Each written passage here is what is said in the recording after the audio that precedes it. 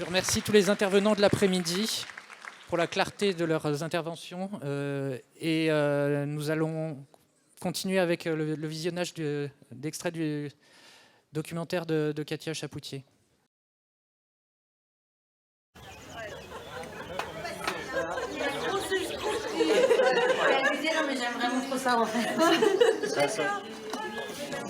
Nos retours à la vie ont pris des chemins divers. Mais il y a un point sur lequel nous finissons toujours par nous retrouver. La culpabilité. Cette compagne de l'ombre que nous essayons de comprendre pour mieux l'apprivoiser. On parle de la culpabilité des parents, celle du conjoint, je ne sais pas si elle est plus terrible, entre guillemets, dans le sens où... On vit avec. Hein, oui. Dans le sens où on vit avec. L'échelle du malheur, j'y crois pas du tout. Tu vois, je pense que... Le deuil d'un conjoint, c'est une problématique qui est complètement différente. Oui, c'est pas du tout les mêmes questions, c'est pas les mêmes choses à gérer. Dans le deuil d'un conjoint, on peut imaginer qu'une reconstruction puisse aboutir à une situation où on arrive à mettre tout ça de côté, ce qu'on ne peut pas faire dans le deuil d'un enfant. La culpabilité est d'une fidélité rare. Elle envahit tout, elle tétanise les pensées et elle empêche de remonter à la surface les premiers mois, voire les premières années. Fabien, il avait appelé plusieurs heures auparavant et j'avais vu mon téléphone évidemment était sur silencieux. J'ai vu son appel que juste avant de refaire le chemin. Et j'ai même pas essayé de l'appeler, je me suis dit de toute façon je rentre, il me dira ce qu'il a à me dire. Et quand je suis arrivée, j'appelais un peu tout le monde à la cantonade, là j'étais rentrée par là. Et voilà, coucou, je rentre, etc., ça va. Et donc Buran était descendu, je dis Fabien est où? Il me dit il doit être dans le jardin. Et il est venu avec moi et voilà, on l'a découvert tous les deux.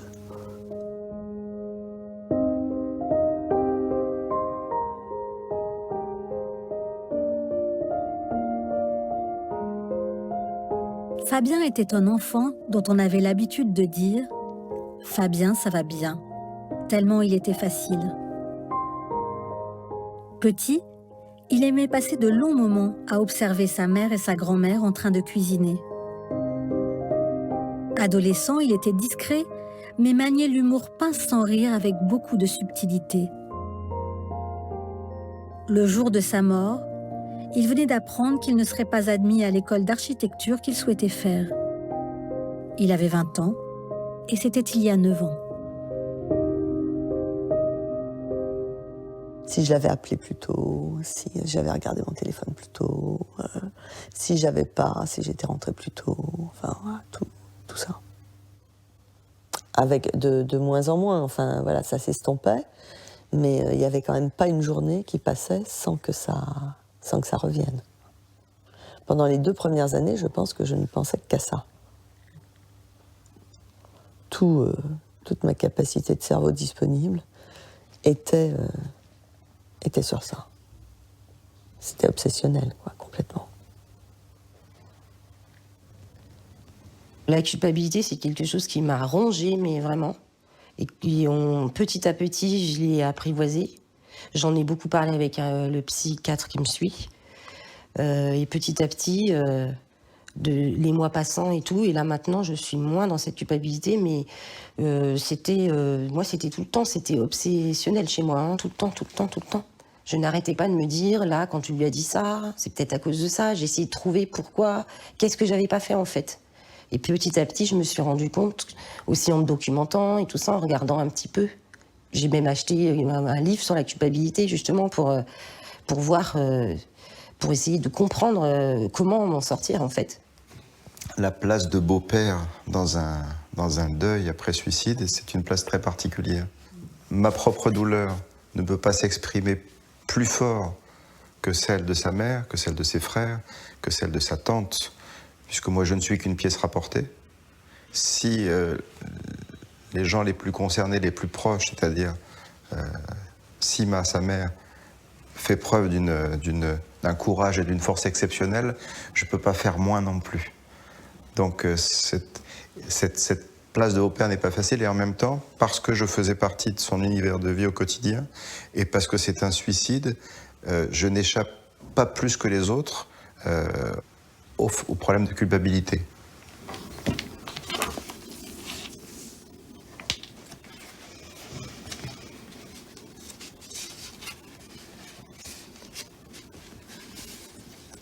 Quand on lâche la toute-puissance, on lâche la culpabilité. J'ai pas su faire, j'ai pas su dire verbalement, et pour moi c'est le plus important de pouvoir poser les mots, écrire sur ce cahier.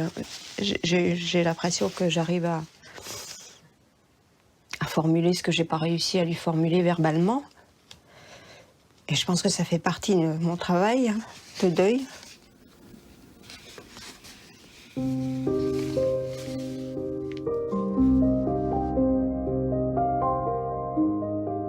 Mylène était l'aînée d'une fratrie de 3.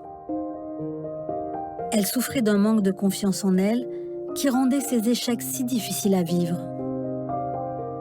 En quête de reconnaissance, elle se montrait généreuse et possessive. Courageuse, téméraire, elle était aussi très sensible et fragile. Elle a mis fin à ses jours 1 mois avant ses 30 ans. C'était il y a 2 ans. Je vis avec ça, et c'est mon fardeau, et je dois me l'approprier, je sais pas comment dire, l'apprivoiser. Ouais, c'est culpabilité, et je sais que je vais vivre avec, et pour moi c'est normal. C'est normal. C'est pour ça, quand on me dit mais non, t'es pas coupable, t'as fait ce qu'il fallait. Mais d'abord, je pense vraiment que je suis coupable, j'en suis persuadée. Mais même s'il y avait une possibilité de trouver une solution pour ne plus l'être, ça va pas être possible pour moi. Je dois vivre avec cette culpabilité parce que c'est ma vie désormais. Ouais. Est-ce que tu crois que c'est un lien avec Mylène aussi ? Ah ben, peut-être, oui. Oui. Oui, c'est vrai. Oui, je l'avais pas encore analysé comme ça, mais oui.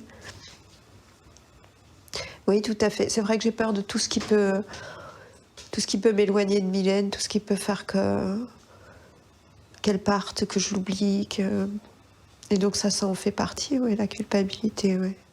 Très bien. Bonjour, bonsoir à tous, à tous. Donc, nous entamons la dernière partie de cette journée avec une discussion autour de ce film, enfin des extraits de ce documentaire réalisé par Katia Chapoutier qui est là avec nous. Et dans un premier temps, peut-être, je vais avoir un petit dialogue avec la réalisatrice. Et puis après, on va élargir la conversation avec les médecins qui sont autour de nous. Donc, Katia, merci, bonjour. Vous êtes donc autrice, journaliste, réalisatrice, et vous avez à votre actif une quarantaine de documentaires, même plus, que vous avez réalisés, une grande partie pour France Télévisions, mais vous avez aussi travaillé pour France Culture. Donc vous êtes la réalisatrice de ce film, La vie après le suicide d'un proche, dont nous avons visionné tout au long de la journée quelques extraits.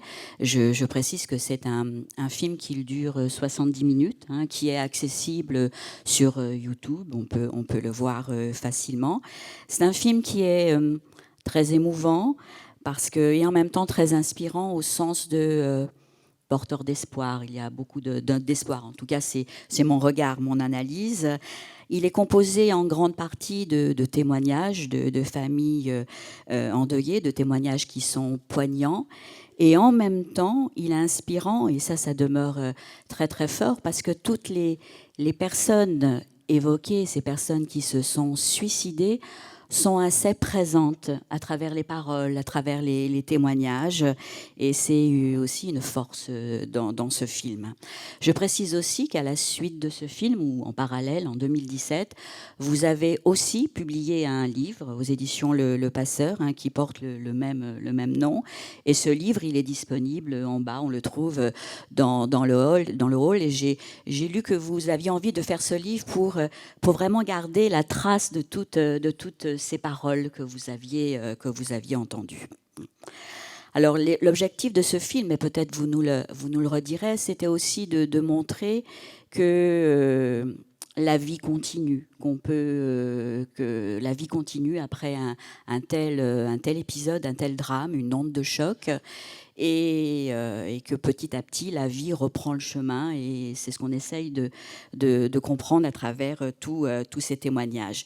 Alors je vais peut-être commencer par une question, pardonnez-moi, un petit peu privée, un petit peu indiscrète, mais c'est le suicide de votre sœur en 2006 qui vous a incité à travailler sur ces questions, à enquêter et sur les conséquences d'un tel passage à l'acte sur l'entourage familial. Vous avez travaillé de nombreuses années, hein, une dizaine d'années sur ces questions. Donc est-ce que c'est pour vous une enquête qui correspond à une sorte d'engagement ? Est-ce que vous aviez envie de dire plein de choses ? Est-ce que ce film garde pour vous un statut un petit peu unique, un statut à part ? En fait, ma sœur est décédée en 2006 et comme tout endeuillé du suicide, après la mort de ma sœur, j'ai cherché partout des réponses. J'ai vraiment, j'ai passé mes nuits à ça et j'ai découvert qu'il y avait eu plein de petites lumières rouges qui auraient dû nous indiquer que ma sœur allait passer à l'acte, mais c'est des lumières rouges que j'avais pas su décrypter parce que je ne le savais pas. Et donc en 2008, j'avais écrit un projet parce que je me disais mais si moi je le sais pas, il y a plein de gens qui ne le savent pas. Et probablement, à l'époque, ce projet devait être trop chargé de colère et j'ai pas... les producteurs avec qui je travaillais et moi-même, on n'a pas réussi à le vendre. On a été rejeté chez Arte, chez France Télévisions, enfin bref. Et puis 10 ans plus tard, la vie avait fait son chemin, j'étais plus apaisée et j'étais plus dans une logique de comprendre la résilience et de comprendre comment, après avoir traversé l'enfer, on revient vers la vie.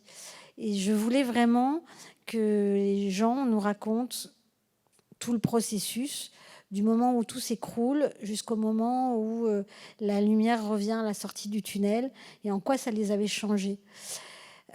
Pour travailler, j'ai fait le choix de faire connaître mon projet par diverses associations pour que les gens viennent à moi et pour être bien sûrs qu'ils étaient prêts à parler et que moi, je n'allais pas leur prendre quelque chose qu'ils ne voulaient pas donner. Donc les gens sont venus à moi et j'ai ouvert les bras à tous ceux qui sont venus à moi. Je n'ai pas fait de sélection. Et pour la petite histoire, il y a seulement un couple que j'ai choisi, qu'on voit au début du film, qui ont perdu leur fille de 15 ans. Et je les avais contactés parce qu'eux donnaient des conférences par Jonathan Pierre Vivante qui étaient très touchantes et ils avaient l'habitude de raconter leur histoire. Quand je les ai contactés, ils étaient à Nantes. Moi, je suis originaire d'à côté de Valence. Ils m'ont dit, le père m'a dit, ça fait 7 ans que notre fille est morte. On est en train de passer à autre chose. Donc, je ne pense pas qu'on va participer, mais je ne dis pas non tout de suite parce que ma femme est quand même intéressée. Donc, je lui ai envoyé d'autres choses que j'avais faites pour voir si, entre guillemets, la personnalité que j'étais lui donnait envie d'aller plus de l'avant, s'il sentait de la confiance, enfin, ce qu'on fait souvent pour montrer patte blanche. Et il m'a rappelé 2 jours après en me disant, et en me tutoyant tout de suite, et en me disant, tu sais, ce film, on va le faire ensemble. Parce qu'en fait, je me suis rendu compte que mon père habite dans le village où était ta sœur, et ta sœur a soigné mon père, et ma mère est enterrée dans le même cimetière que ta sœur. Et on a su à ce moment-là que c'était comme le début des preuves que tous nos absents, ils étaient drôlement présents, et ils sont extrêmement présents dans ce film. Et c'était important pour nous tous qu'ils le soient. Merci. En 2017, 2018, quand vous réalisez ce film, est-ce que c'était... ou pas, difficile de pouvoir projeter ce film? Est-ce qu'il n'y avait pas encore un peu de tabou, un sentiment un peu, le suicide, est-ce que c'était pas quelque chose un peu anxiogène? Est-ce que vous direz qu'aujourd'hui, pour une réalisatrice comme vous, c'est plus facile de s'attaquer à des sujets aussi forts, aussi complexes? Alors, clairement, entre 2008 et 2017-2018, il y a eu une évolution. La parole commençait à se libérer, les mentalités avaient évolué. Et ce qui a été très parlant, c'est de voir la quantité de presse qui accompagnait et la sortie du film et la sortie du livre. Absolument toute la presse, que ce soit Le Monde, que ce soit Télé 7 jours, que ce soit Le Pèlerin, l'Humanité, tout le monde s'en est saisi. Donc ça voulait dire que quelque part, on était prêt à nous entendre. Donc ça a fait une vraie différence. Par ailleurs, à notre grande surprise, le film a fait une très bonne audience en prime time sur France 5. Alors qu'on s'attendait, pour la chaîne, c'était plus une démarche de service public, mais ils avaient fait le deuil, si j'ose dire, d'une audience. Et quand on voit combien ce film est devenu une espèce de trousse à outils qui a voyagé en France, on se rend compte que c'était un moment où les gens étaient prêts à l'accueillir.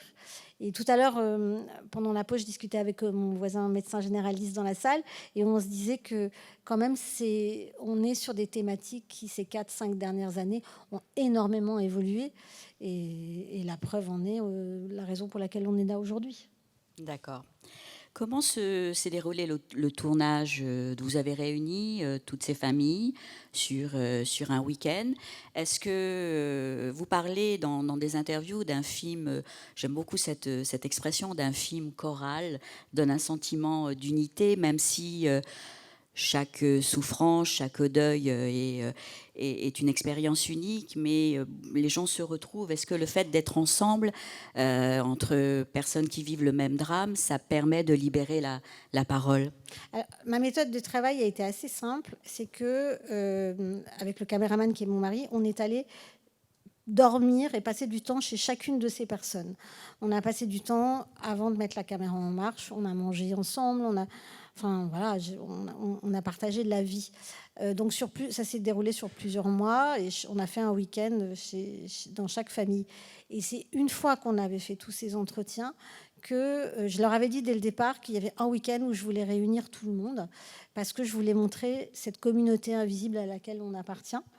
Donc on a tous croisé nos emplois du temps, et pour la petite histoire, le week-end où nous étions tous disponibles était le week-end de l'anniversaire du décès de ma sœur. Donc nous avons trinqué tous ensemble, c'était très chouette. Mais ce moment où on s'est tous retrouvés, on était dans une intimité simple, évidente, profonde. Et dans le film, Arié dit, donc le fameux beau-père, dit: on peut dire beaucoup de choses. Quand on est entre nous, on peut dire beaucoup de choses avec très peu de mots. Alors que quand on explique à des non-endeuillés du suicide, il faut mettre beaucoup de mots pour arriver à expliquer que quelques petites choses. Donc voilà, j'avais envie qu'on les voit en week-end en train de peler des patates, en train de boire un coup, en train de se promener, en train d'être des gens comme les autres, parce qu'ils ne sont pas que des endeuillés du suicide. C'est vous, c'est moi, c'est des gens normaux qui ont eu des vies normales jusqu'à ce qu'il y ait un cataclysme. C'est aussi des gens de toutes les classes sociales, mais ça, on n'a pas besoin de le savoir. C'est pour ça aussi qu'on ne parle pas de leur métier, on ne parle pas de leur nom de famille, mais on voit bien quand ils sont autour de la table qu'il y a vraiment des passerelles entre chacun. D'accord. Alors, peut-être sur le plan de la réalisation, vous apparaissez dans le début du film, donc vous témoignez, vous parlez avec une amie de votre sœur, et en même temps, vous êtes la réalisatrice de ce film. Est-ce que, comme ça, d'avoir cette double casquette, c'est sur le plan du travail, quand on est le chef d'orchestre, c'est difficile d'apparaître et à la fois d'avoir ce regard extérieur, de mener le tout? C'était pas du tout mon choix d'apparaître, parce que j'apparais jamais dans mes films. C'est la chaîne qui m'a dit: on veut que tu apparaisses pour qu'on comprenne que tu n'es pas une réalisatrice lambda, mais une personne concernée. Et visiblement, ça me donnait un côté, entre guillemets, expert. Donc j'ai accepté. Le fait que je mette mon histoire en avant n'a pas fait l'unanimité dans ma famille. Mais je comprends la demande de la chaîne et je pense qu'elle était légitime. normalement, je ne devais pas apparaître dans le week-end. Et c'est 3 jours avant que j'ai dit à mon mari, mais en fait, je ne peux pas être de l'autre côté puisque je suis avec eux et que je fais partie du même groupe. Donc là, pour le week-end, c'est moi qui ai décidé de m'y mettre parce que je leur demandais beaucoup et c'était à moi de faire la même chose.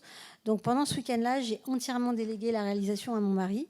Et c'était la seule fois de ma vie où, pendant un tournage, je n'étais plus concernée de où était la caméra, comment ça se passait pour le son. J'étais avec eux, comme cette communauté que nous sommes. D'accord. Alors, vous avez fait un choix éditorial, hein, je vais utiliser des mots de journaliste, la plupart du temps de nommer le suicide. On parlait de mots tout à l'heure, de terminologie, on est en plein dans le débat, c'est-à-dire beaucoup de parents qui témoignent, de proches qui témoignent, évoquent, disent comment les personnes se sont donné la mort. On apprend qu'un tel a pu se défenestrer, se pendre. J'imagine que pour les familles, c'était pas forcément facile, aisé de dire ces choses-là, parce que déjà, encore une fois, je reviens sur les mots, mais les mots ont leur importance. Déjà, le mot suicide est un mot fort, un mot connecté. Il y a dans un des extraits, un passage du film, moi j'ai trouvé ça assez remarquable. Il y a un des pères qui dit « Les parents endeuillés par suicide font peur. Les autres ne savent pas trop quoi dire. Alors on parle par ellipse, on dit « il est parti ».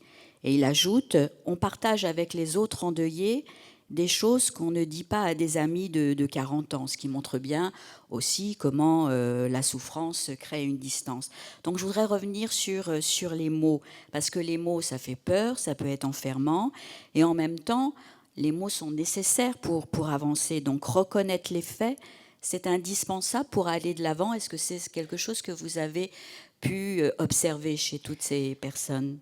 Alors moi, ce que je leur ai proposé comme contrat dès le départ, c'était que je ne me censurerais pas dans mes questions, parce que sinon j'allais en poser aucune, mais qu'à tout instant, ils pouvaient dire non, là je réponds pas, ou là je ne sais pas.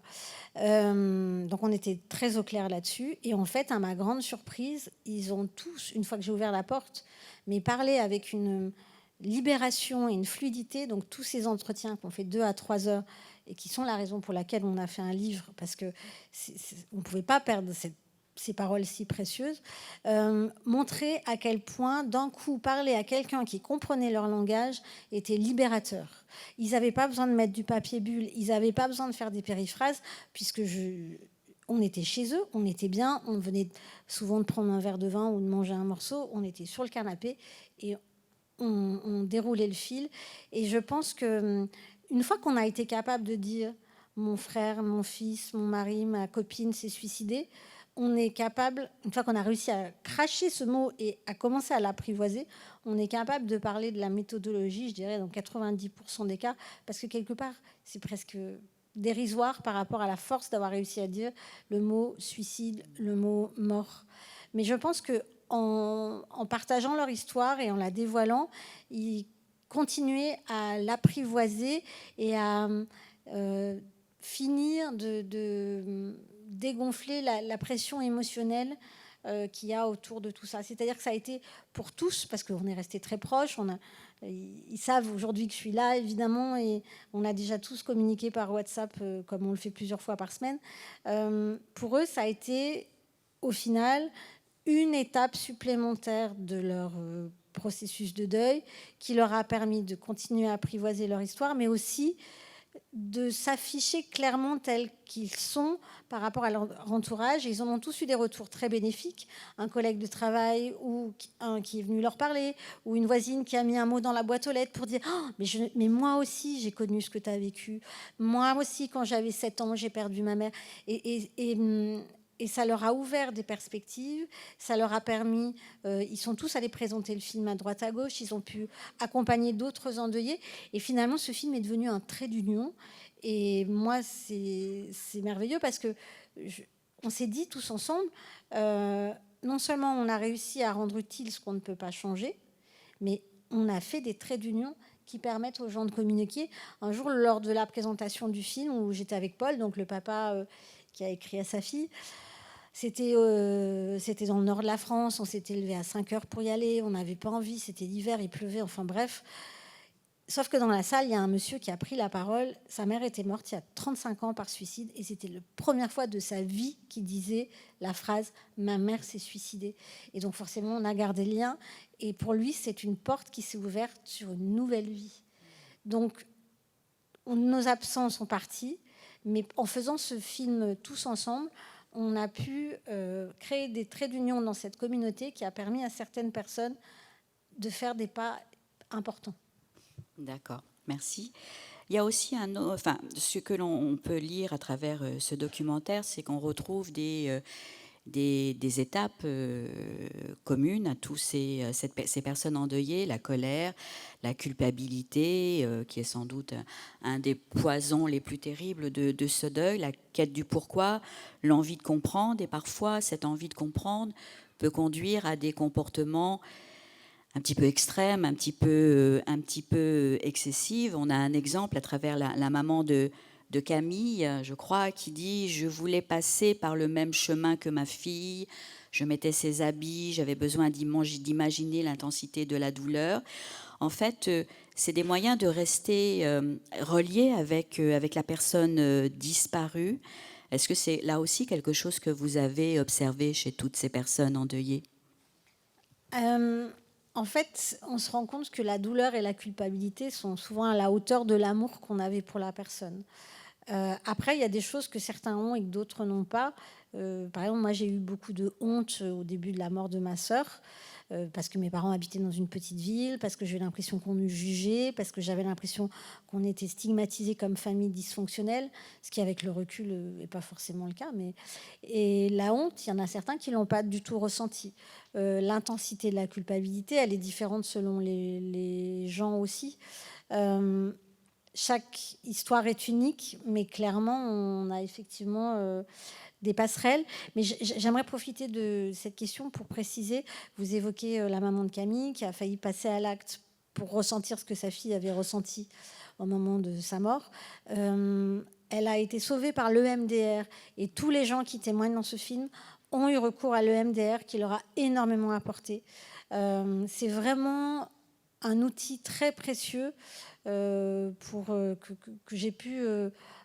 parce que j'ai eu énormément de témoignages après la diffusion du film. Nous avons eu énormément de témoignages. Et chaque fois que des endeuillés du suicide ont eu recours à l'EMDR, ça les a vraiment, vraiment accompagnés et soulagés.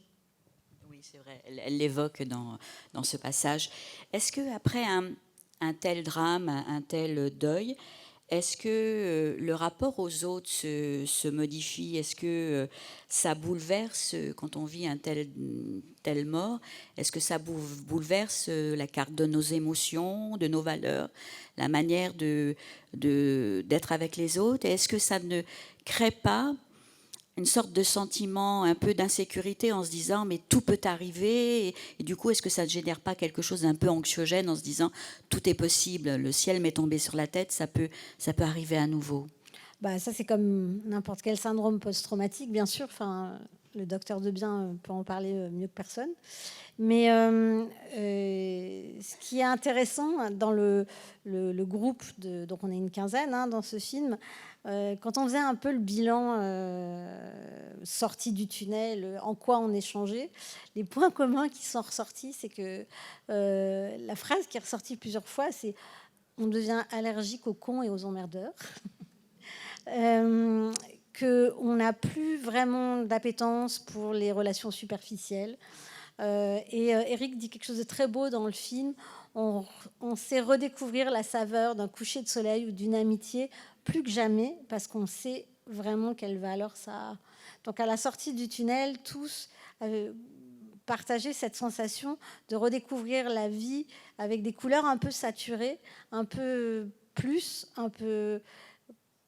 parce comme si tout ça avait une valeur encore plus importante qu'auparavant. D'accord. Peut-être... dans cette première séquence, peut-être une dernière question pour pouvoir laisser nos professionnels s'exprimer. Est-ce que pour les endeuillés, on entend souvent, peut-être même je ne sais pas si les médecins le disent, mais la personne a mis fin à ses souffrances, elle ne souffre plus. Est-ce que cette phrase « elle ne souffre plus », c'est audible pour l'entourage, pour la famille? Alors, dans le film, Christophe Forêt, qui, soyons honnêtes, est un peu notre référence aux endeuillés du suicide, parce qu'il a su mettre des mots très précis pour expliquer toutes les choses qui nous traversent et qu'on ne comprend pas.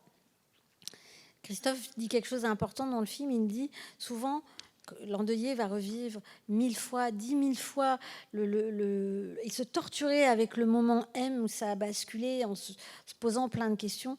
Et Christophe dit, cette personne, elle ne l'a vécu qu'une fois et après, elle était apaisée. Alors que nous, ceux qui restons, on se torture et il faut qu'on arrête ça et se dire que voilà, ça, c'est fait et la personne est apaisée. Et je trouve que, je ne sais pas si c'est vrai en tant que tel, puisque comment savoir, mais je trouve que c'est effectivement une approche très apaisante. D'accord. Alors, comme je suis une extrême bavarde, j'ai encore peut-être une dernière question, si vous me le permettez, mais il ne faut jamais donner le micro à un journaliste. Je disais tout à l'heure, c'est un film positif parce qu'on y montre les différentes étapes qui se succèdent dans, je ne sais pas si on peut dire travail de deuil, mais ça permet d'entrevoir un peu la lumière. Moi, j'ai retenu une phrase dans le film d'un des parents qui dit « Je pensais que j'étais mort après le suicide de ma fille et en rencontrant d'autres parents, j'ai compris que je pouvais vivre, accepter la douleur et l'absence et avancer. » Finalement, vous l'avez un peu dit tout à l'heure, mais à travers ce film, à travers votre livre, vous apportez aussi un accompagnement aux personnes qui traversent de tels drames. Est-ce que vous avez eu des retours en ce sens de personnes qui vous ont dit « votre livre m'a aidé, votre film m'a aidé », comment on accepte ça? Alors chaque semaine, on reçoit encore des témoignages. On a eu des centaines, enfin c'est énorme. Mais celui qui nous a le plus bouleversé, c'est une jeune fille de 23 ans qui m'a contactée pour me dire « Depuis que j'ai vu votre film, je sais que je pourrais vivre ». Parce qu'à l'âge de 17 ans, elle a perdu son père et sa mère par suicide à 6 mois d'écart. Et le film, visiblement, lui a permis de soulever un voile et de voir une perspective. Donc autant vous dire que toute la petite communauté du film, on était hyper bouleversés par ça. Et c'est vrai qu'on a énormément de retours. Je sais que ce film se transmet. Donc ça, c'est formidable. Et souvent, je suis contactée par des familles qui viennent qui connaissent quelqu'un, qui vient de perdre quelqu'un, enfin bref. Et je cite systématiquement Alice, la jolie et jeune femme rousse qu'on a vue dans l'extrait, qui dit « Il ne faut pas perdre de vue qu'on peut aller mieux, il ne faut pas perdre de vue qu'on va aller mieux. À chaque jour suffit sa peine, à chaque heure suffit sa peine. » Et je trouve que cette phrase, c'est juste, en fait, c'est une boussole pour la suite de la vie après la perte d'un proche par suicide. Il y a une très très belle phrase, je ne sais pas si ça fait partie de l'extrait qu'on verra après, mais une maman qui à la fin dit ce film est un engagement, je m'engage par rapport à la vie. Je trouve vraiment assez fort. Alors, je suis entourée donc du docteur Chantal Berger, du professeur Pierre Melville, qui est néphrologue, vice-doyen de la faculté de médecine de Bordeaux. J'espère que je n'ai pas fait d'erreur. Pardonnez-moi, je fonctionne un peu à l'aveugle. Par rapport au film, par rapport au sujet qu'on vient d'évoquer avec Katia, peut-être avez-vous des compléments d'information, des réactions, même si accompagner les endeuillés par suicide n'est peut-être pas votre spécialité, mais peut-être une réaction par rapport à la discussion qu'on vient d'avoir. Tout d'abord, moi, je voudrais remercier Dr Berger de m'avoir invité dans cette auguste assemblée de psychiatres. Je suis donc néphrologue. La séquence que l'on a vue pose la thématique de l'accompagnement des endeuillés puis de la culpabilité. Alors, est-ce que c'est des situations que l'on vit dans ma spécialité, qui est en fait la transplantation rénale? Alors oui, on vit ça assez régulièrement.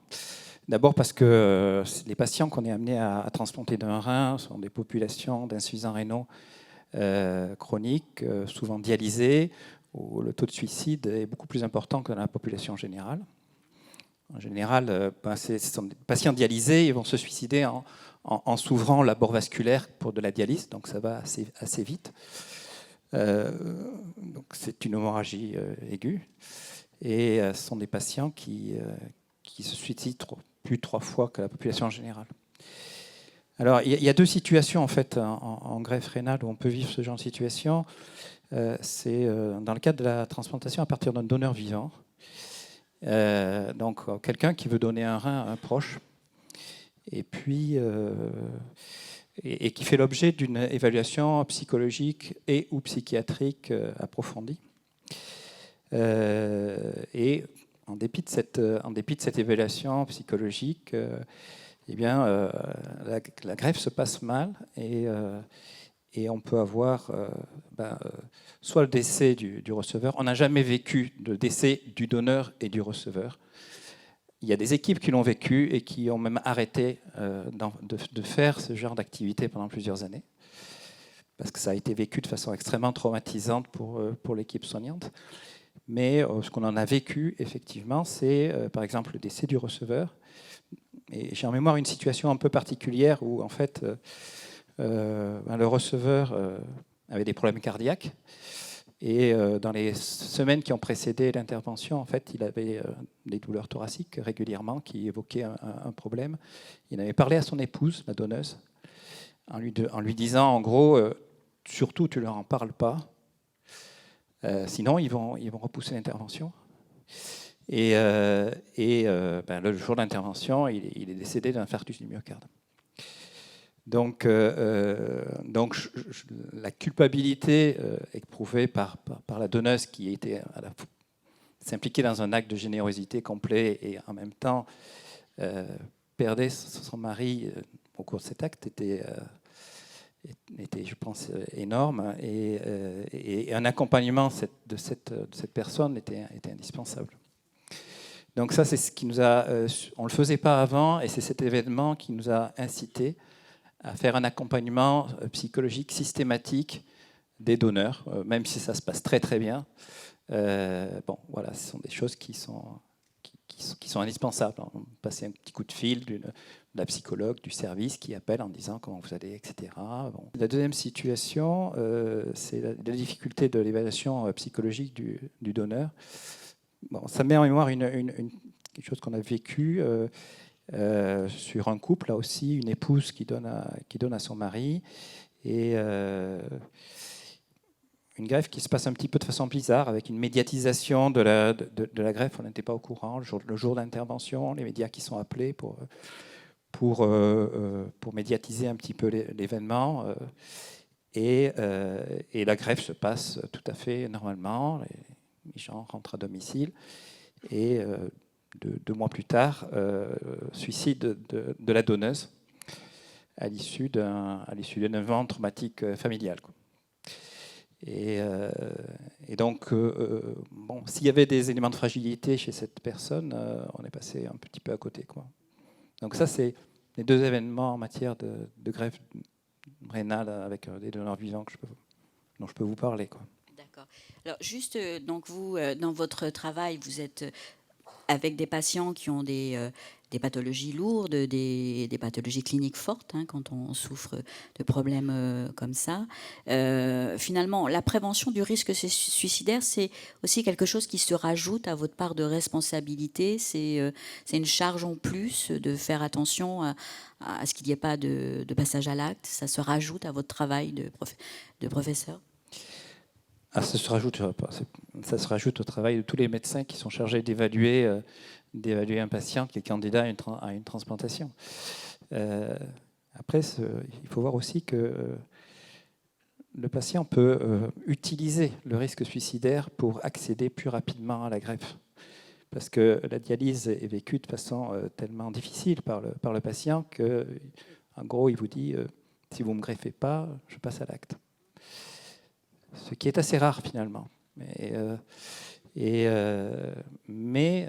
si on évalue un risque suicidaire important, il faut absolument déférer le patient à un professionnel.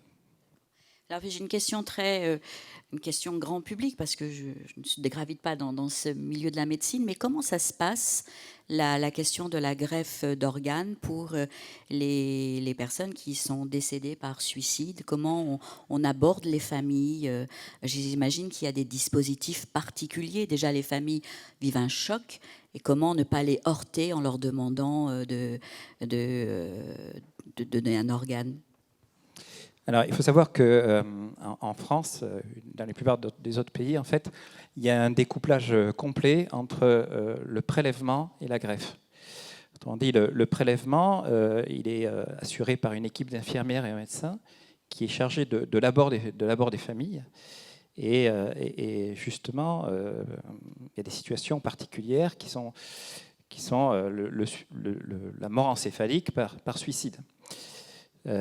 C'est des situations, pour en avoir discuté avec mon collègue qui est chargé du prélèvement, justement, de donneurs décédés, il me disait que c'est en augmentation, en fait. Depuis, alors, plus le Covid, mais je ne sais pas s'il y a un quelconque lien avec ça. Le nombre de décès, notamment par pendaison et passage en mort encéphalique, a augmenté de façon importante. Là, depuis le début de l'année, il y en a eu 8 ou 9, quoi. Donc, il n'y a pas de recommandation en matière de prise en charge des endeuillés par la Société internationale de prélèvement encéphalique. Et il n'y a pas de moyens disponibles pour prendre en charge ces personnes. Il y a un cruel besoin de psychologues, je pense, et d'accompagnement des gens, d'autant que ce sont des gens qui sont suffisamment généreux pour avoir donné leur accord pour un prélèvement. D'accord. Est-ce que, docteur Berger, vous avez sur ces questions des choses peut-être à évoquer, à ajouter? Je vous remercie beaucoup, Madame Chapoutier, pour votre témoignage. Je vous remercie beaucoup pour le film. Nous avons passé plus d'1 heure là avec Romain Dupuis la semaine dernière pour savoir quelle séquence nous allions retenir. Et encore une fois, je me suis trompée. Donc il faut être d'une humilité finalement à toute épreuve, parce que vous citez la séance, enfin l'extrait dans lequel effectivement cette personne dit qu'elle a envie de se suicider et que le psychiatre derrière va lui faire une séance de MDR. Et en fait, j'ai pas voulu la montrer. On a eu une discussion avec Romain et je lui ai dit non, c'est pas possible, on peut pas la montrer. Et en fait, vous en parlez spontanément. Et ça, ce qui me renvoie, c'est que effectivement, on ne sait rien. J'ai déjà fait cette expérience en fait sur le champ des violences sexuelles, dans des rencontres avec des personnes qui ont été exposées à ça. Et en fait, je me rends compte que pour la question des endeuillés par suicide, c'est la même.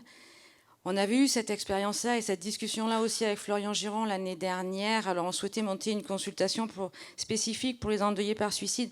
On a été un peu télescopé par le Covid et puis après par la mise en place du 31-19... je suis fatiguée. Vous m'avez compris. Du 31-14. Excuse-moi, Christophe Debien. Et donc, on n'a pas pu aller jusqu'au bout et on s'est heurté... Et je suis vraiment admirative du travail qui a été fait par l'équipe du Vinatier au niveau du repérage. Alors, 2 choses. J'ai eu un scotum qui est effectivement Julien Rougier. Et on en a parlé tout à l'heure avec Pierre Merville. J'ai eu un scotum à ce niveau-là. Pourquoi? Je n'en sais rien. Et on a aussi pris contact avec Florian, avec une famille bordelaise qui avait témoigné dans le Sud-Ouest, qui avait fait... une page pleine et qui appartenait à une association. On est passé par l'association et on a eu quelques rencontres et puis la mise en place voilà, on a dû travailler sur autre chose. Et en fait, on avait fait voir à cette maman et à ses sœurs ce que l'on avait pensé comme support de communication. Et en fait, on s'était lamentablement planté. C'est-à-dire qu'elles nous ont fait des propositions, puisque les sœurs étaient dans la com, dans le graphisme, dans le design, où il y avait plein de couleurs, où c'était super joyeux, alors que nous, on avait plutôt mis des couleurs en demi-teinte pour ne pas vouloir heurter. Et vraiment, je vous remercie parce qu'en fait, je ne sais pas grand-chose. Oui. Et donc, en fait, j'ai besoin encore de... Voilà, on ne sait pas, et on s'auto-censure, j'ai envie de vous dire. Et puis, je tiens à remercier Pierre aussi, parce qu'on a fait quand même... quelques évaluations, dont celle dont il a parlé. C'était moi qui avais fait l'évaluation de cette dame. Il n'y avait pas la postvention, comme c'est actuellement. Et c'est à tout jamais gravé dans ma mémoire. Mais je pense que ça allait dans toutes celles des professionnels du service. Parce qu'effectivement, je me suis ratée. Voilà. Merci beaucoup. Vraiment 1000 fois. J'espère que vous avez passé une...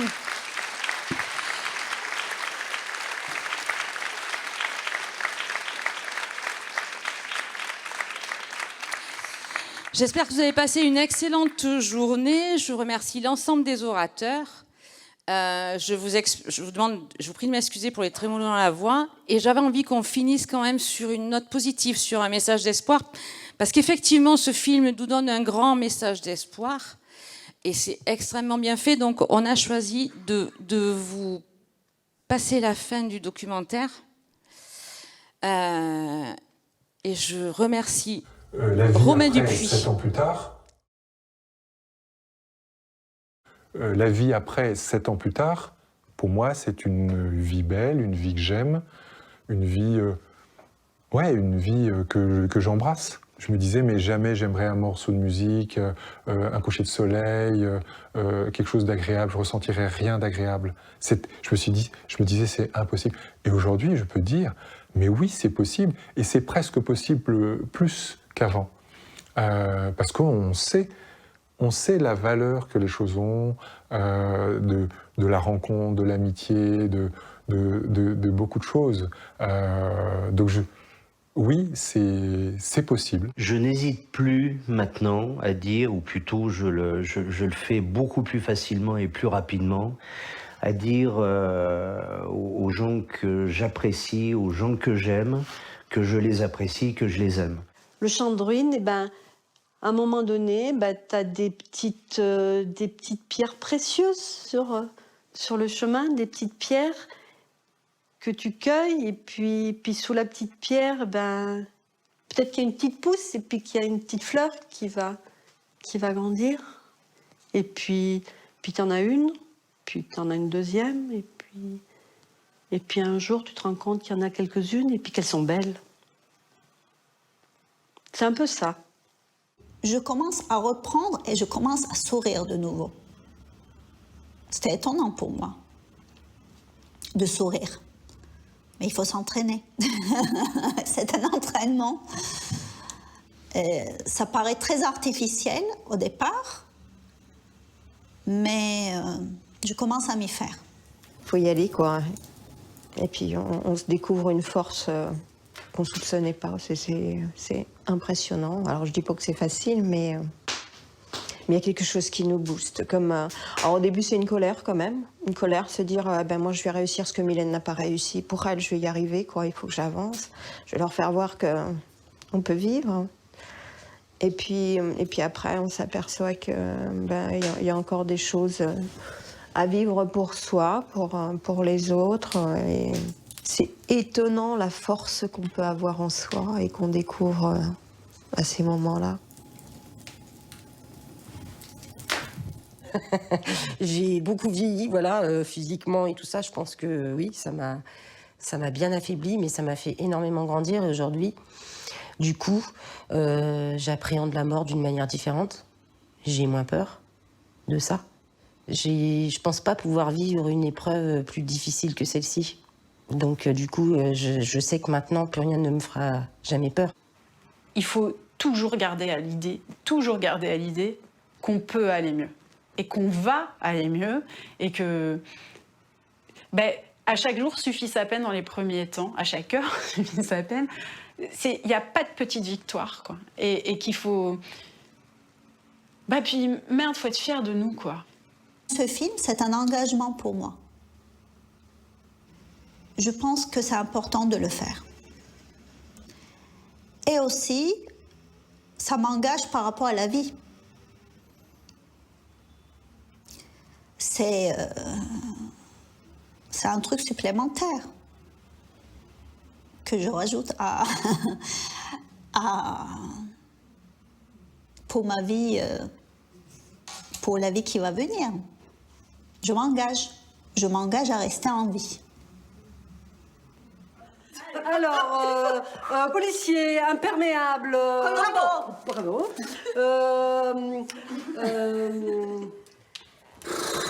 Cheval.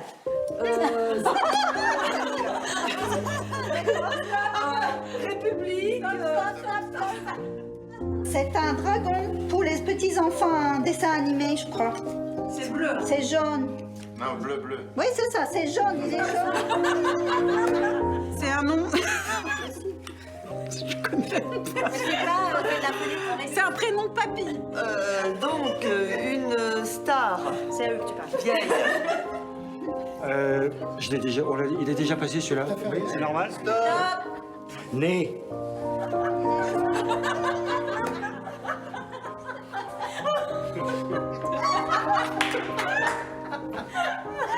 Rigoler.